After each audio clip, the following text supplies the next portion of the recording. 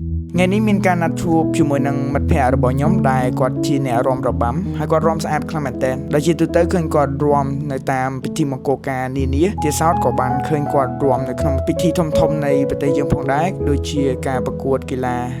ជាដើមហើយថ្ងៃនេះយើងនឹងសួរសំណួរអំពីការរៀនរាំរបស់គាត់ថាតើវាប្រព្រឹត្តទៅយ៉ាងដូចម្តេចពិបាកឬក៏យ៉ាងណា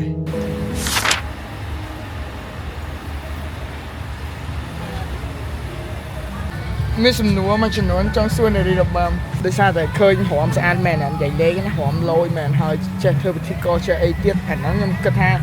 ទី1មានដងទី2វាកើតចេញពីការរៀនអូខេចង់ខ្ញុំសួរថាហាត់រាំដំបូងហ្នឹងតាំងពីអាយុប៉ុន្មានហើយពេលហាត់ដំបូងពិបាកអត់ហើយហាត់ហ្នឹងនៅណានៅសាលាឬក៏មានអីផ្សេងនៅត្រូវហាត់នៅផ្ទះអីចឹងអត់ដឹងណាលើឆ្លងសម្រាប់បទពិសោធន៍ខ្ញុំហាត់តគឺខ្ញុំហាត់តាំងក្មេងតាំងទូចព្រោះគ្រូសាគាត់ជាអ្នកសិល្បៈទាំងអស់អញ្ចឹងmaybe 2000ក្នុង2000សំបីសាក់ទៀតយូរម៉ែមែននោះតែគាត់ឥឡូវ26ឥឡូវ2026អាយុ24ឆ្នាំ24 2026 ចាំពេលណាអាយុ8ឆ្នាំហ្នឹងហើយអាចល្បាក់7 8ឆ្នាំបងឆ្លាតកណិតដាក់អីគេខ្ញុំឆ្លាតកណិតអូខេមុននឹងចូលហាត់ហ្នឹងដើរតាមប៉ាតាមអីសិនតាមបងសិនប៉ាស្អីគេសិល្បៈដូចគ្នាអ្នករំលបាំដែរអ្នកសិល្បៈទាំងគ្រូសាទាំងគ្រូសាអូខេពីមុនដល់ពេលឥឡូវក៏ចូលហាត់លើទៅដល់ពេលឥឡូវបានមកបន្តនៅសាកលភូមិន្ទសិល្បៈហាត់តាំងពីអាយុ8ឆ្នាំជាអ្នករងរបាំបន្តមកជាសិស្សថ្នាលនៅមន្ទីរវប្បធម៌ភូមិធំអូកប់សេរីហើយបន្តមកចូលរៀនសាកល4ឆ្នាំនៅសាកលភូមិន្ទសិល្បៈមហាវិទ្យាល័យសិល្បៈអ្នកសាស្ត្រឯកទេសដឹកនាំរឿងល្ខោនបុរាណកប់សេរីកូនសិស្សគេសិនណាគេដឹងច្បាស់ហើយរំដាពេលហាត់ហ្នឹងមិនដែរដំបូងហ្នឹងពិបាកអត់បើយើងមានដងវាមិនពិបាកខ្លាំងពិបាកព្រោះដោយសារតើហាត់ដំបូងគឺត្រូវយើងត្រូវបាច់បាតណាមានការពុតដៃពុតជើងអីឲ្យតួខ្លួនយើងតុនអញ្ចឹងពិបាកមែនតើកន្លែងហ្នឹងអញ្ចឹងបើអាចថានេះវាជាដងពីកណ្ដាលដែលគ្រួសារខ្ញុំមានខាងសិល្បៈហ្នឹងផងក៏យើងឆ្លាញ់ទៅក៏យើងបន្តស៊ូទ្រាំដល់រាល់ថ្ងៃចាប់បញ្ញាបត្រទៅពេលមានចិត្តចង់បោះបង់ថ្ងៃណាមួយពីក្មេងអត់ទេប៉ុន្តែពេលដែលចូលរៀនសាកលមានចិត្តចង់បោះបង់ជំនាញដោយខ្លួនឯងរើចាឥឡូវអត់ទេឥឡូវចប់ហើយចិត្តធ្លាប់ឃើញធ្វើ MC ហ្នឹងពេលហ្នឹងធ្លាប់រៀនធ្វើ MC ឬក៏ចេះមក MC អត់ដែររៀនសោះខ្ញុំចេះពីបងខ្ញុំគាត់ជា MC នៅក្រសួងវប្បធម៌ដែរសាត់អត់ធ្វើបង្រិតហើយលោកគ្រូមានលោកគ្រូគាត់បរៀនការលើកដាក់សលេងយើងនិយាយទៅឲ្យគាត់ស្ដាប់អីចឹងទៅហើយ start ធ្វើ MC ដំបូងហ្នឹងពីការបងគាត់ប្រឡងបញ្ចប់បញ្ញាបត្រអញ្ចឹងធ្វើឆ្នាំទី1ទី2ទី3លោកគ្រូហៅធ្វើរហូតដល់ឥឡូវចុះពីធ្វើ MC ហ្នឹងអារម្មណ៍មិនដល់ពិបាកអត់មានអារម្មណ៍ពិបាកឬក៏ស្រួលឬក៏យ៉ាងណាពីដំបូងភ័យព្រោះដោយសារតែ MC ដឹងអីយើងត្រូវនិយាយឲ្យរួមទៅអត់អីចឹងណាហើយយើងត្រូវរៀប script រៀបអីខ្លួនឯងដល់អញ្ចឹងទៅដំបូងខ្ញុំភ័យដល់ពេលធ្វើយូរទៅសោះតែពេលកាន់មីក្រូទៅលេងភ័យមែនអត់ព្រោះអារម្មណ៍ខ្ញុំធ្លាប់ធ្វើ MC ដែរនៅពេលដំបូងភ័យមែនញ័រដៃញ័រជើង2 3ថ្ងៃដំបូងដែលអត់ចង់លក់ប៉ុន្តែបន្ទាប់ពីមានតែយើងហាត់សមនៅលើឆាកហើយម្ដងទៅ2ដងហើយពេលបានកាន់មីក្រូទៅបណ្ដោយចាំវាលេងភ័យអាហ្នឹងជាបទពិសោធន៍មួយក្នុងការធ្វើ MC របស់ខ្ញុំធ្លាប់ធ្វើដែរដោយសារដឹងថាតុលារាំស្អាតហើយរៀនចប់ផ្នែករបាំហ្នឹងទៀតចង់សួរថាតើទីផ្សារការងារមិនដែរស្រួលហ៎ឬក៏យ៉ាងម៉េចដោយសារតែមួយរយៈចុងក្រោយហ្នឹងឃើញដុល្លារបានរាំតាមវិធីការផ្សេងហើយរូបភាពមួយហ្នឹងគឺលយមែនតើស្អាតជាមួយបងសាវិន Shout out Savin Entertainment សម្រាប់ខ្ញុំអញ្ចឹងយើងអាចរកទីផ្សារបានក្រៅដូចការសម្ដែងតាម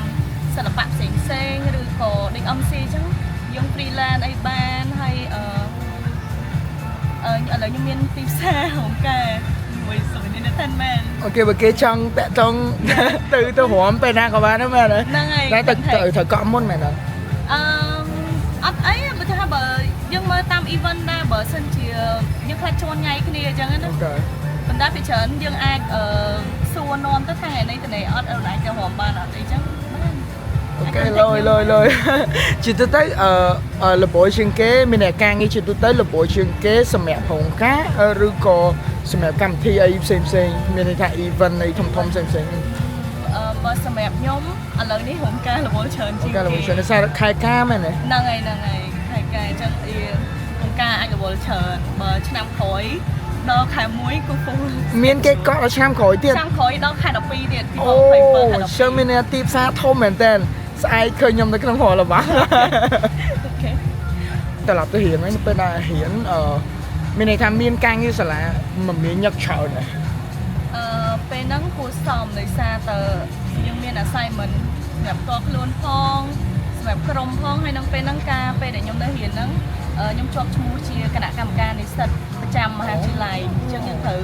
ទៅដឹកនាំគេ ហ្នឹងហើយពេល មកเขาជា leadership ទៀតអូសាហាវ កម្មវិធីប្រជុំអីយើងត្រូវប្រជុំមួយ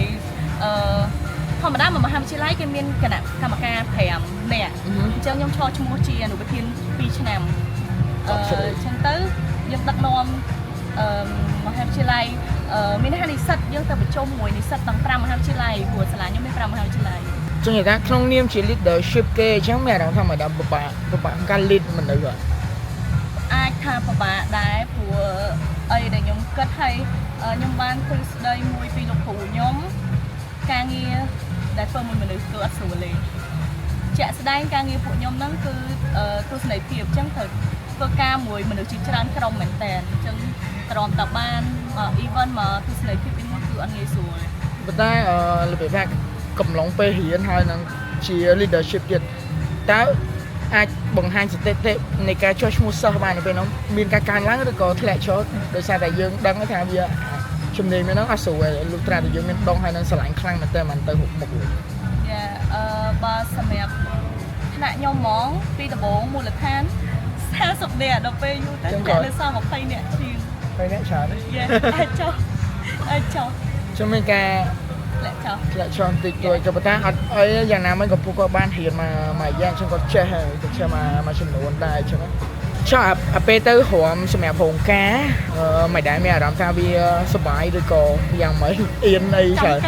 អូ ការដែរឃើញគេក្រាបផ្ទឹមចង់របេះផ្ទឹមដែរ ចឹងមានន័យថានៅពេលដែលទៅបំពេញការងារនៅរោងការហ្នឹងអត់ហត់អត់ពិបាកទេក៏ប៉ុន្តែគាត់អារម្មណ៍យើងពូក៏ជ្រុងការចង់សម្រាប់ផ្ទឹមដែរ សប្បាយព្រោះពេលទៅលោកមេបាគាត់រាក់ទាក់ហើយជាពិសេសមានហ្វេនអ៊ំគាត់អ៊ំពូមីងគាត់ស្គាល់អញ្ចឹងណា គាត់តាមដានវីដេអូ តាម page ពួកយើងអញ្ចឹងទៅគាត់ឃើញគាត់នៅក្រៅគាត់ friendly មួយពួកយើងអីចឹងទៅយើងសប្បាយ ចឹងខ្ញុំសួរដូចឆោតដោយសារខ្ញុំអត់ដឹងមែនតើអ្នករំរបាំហ្នឹងមានតួនាទីអត់មានន័យថាអ្នកណាត្រូវតួនាទីខាងមុខខាងក្រោយខាងកណ្ដាលស្អីអាហ្នឹងរបៀបមានអត់ឬក៏យើងចាប់ចែងទេក្បាច់រំតាមមួយទេ តាមគ្រូឬក៏អាស្រ័យទៅលើអ្នកដឹកនាំមានន័យថាឧទាហរណ៍យើងមានតួឯកហើយនឹងតួកូនចៅអញ្ចឹងណាអញ្ចឹងយើងតាមទៅលើតួនាទីលោកគ្រូអ្នកគ្រូហើយនឹងអ្នកដឹកនាំឯងគាត់អ្នកចាត់ចែងថាតើណាជាតួឯកឬអីចឹង ហើយបន្ទាប់មកក៏យើងបានជជែកគ្នារហូតដល់ម៉ោង11ទើបយើងត្រឡប់ទៅផ្ទះរៀងខ្លួនតែម្ដងថ្ងៃនេះគឺជាពេលវេលាដ៏ល្អដោយសារតែយើងខានជួបគ្នាយូរខ្លាំងមែនទែន